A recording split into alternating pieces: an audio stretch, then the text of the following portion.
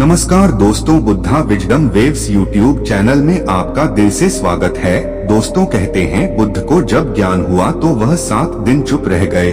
चुप्पी इतनी मधुर थी, ऐसी रसपूर्ण थी, ऐसी रोआ रोआ उसमें नहाया। सराबोर था, बोलने की इच्छा ही न जागी, बोलने का भाव ही पैदा न हुआ। कहते हैं देवलोक थरथराने लगा।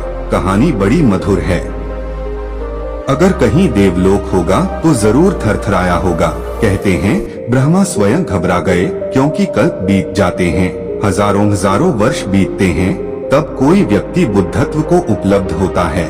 ऐसे शिखर से अगर बुलावा न दे तो जो नीचे अंधेरी घाटियों में भटकते लोग हैं, उन्हें तो शिखर की खबर भी न मिलेगी। वे तो आंख उठाकर देख भी न सकेंगे। उनकी गरदनें तो बड़ी बोझिल हैं। वस्तुतः वे चलते नहीं, सरकते हैं, रेंगते हैं। आवाज बुद्ध को देनी ही पड़ेगी, बुद्ध को राजी करना ही पड़ेगा। जो भी मौन का मालिक हो गया, उसे बोलने के लिए मजबूर करना ही पड़ेगा। कहते हैं ब्रह्मा सभी देवताओं के साथ बुद्ध के सामने मौजूद हुए। वे उसके चरणों में झुके। हमने देवत्व से भी ऊपर रखा है बुद्धत्व को। सारे संसार में ऐसा नहीं हुआ। हमने बुद्धत्व को देवत्व के ऊपर रखा है। कारण है देवता भी तरसते हैं बुद्ध होने को। देवता सुखी होंगे, स्वर्ग में होंगे, अभी मुक्त नहीं हैं, अभी मोक्ष से बड़े दूर हैं, अभी उनकी लालसा समाप्त नहीं हुई है, अभी तृष्णा नहीं मिटी है, अभी प्यास नहीं बुझी है। उन्होंने और अच्छा संसार पा लिया है और सुंदर स्त्रियां पाली हैं। कहते हैं स्वर्ग में कंकड़ पत्थर नहीं है, हीरे जवाहरात हैं। कहते हैं स्वर्ग में जो पहाड़ हैं, वे शुद्ध स्फटिक माणिक के हैं। कहते हैं स्वर्ग में जो फूल लगते हैं, वे मुरझाते नहीं। परम सुख है, लेकिन स्वर्ग से भी गिरना होता है, क्योंकि सुख से भी दुख में लौटना होता है। सुख और दुख एक ही सिक्के के पहलू हैं। कोई नरक में पड़ा है, कोई स्वर्ग में पड़ा है। जो नरक में पड़ा है वह नरक से बचना चाहता है, जो स्वर्ग में पड़ा है वह स्वर्ग से बचना चाहता है। दोनों चिंतातुर हैं, दोनों पीड़ित और परेशान हैं। जो स्वर्ग में पड़ा है वह भी किसी लाभ के कारण वहां पहुंचा है।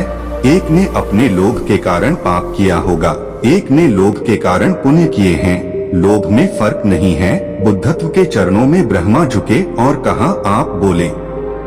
आप न बोलेंगे तो महा दुर्घटना हो जाएगी, और एक बार यह सिलसिला हो गया तो आप परंपरा बिगाड़ देंगे। बुद्ध सदा बोलते रहे हैं, उन्हें बोलना ही चाहिए। जो न बोलने की क्षमता को पा गए हैं, उनके बोलने में कुछ अंधों को मिल सकता है, अंधेरे में भटकतों को मिल सकता है।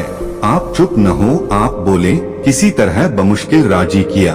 कहानी का अर्थ इतना ही है कि जब तुम मौन हो जाते हो तो अस्तित्व भी प्रार्थना करते हैं कि बोलो। करुणा को जगाते हैं। उन्हें रास्ते का कोई भी पता नहीं, उन्हें मार्ग का कोई भी पता नहीं है। अंधेरे में टटोलते हैं, उन पर करुणा करो। पीछे लौटकर देखो। साधारण आदमी वासना से बोलता है, बुद्ध पुरुष करुणा से बोलते हैं। साधारण आदमी इसलिए बोलता है कि बोलने से शायद कुछ मिल जाए। बुद्ध पुरुष इसलिए बोलते हैं कि शायद बोलने से कुछ बंट जाए।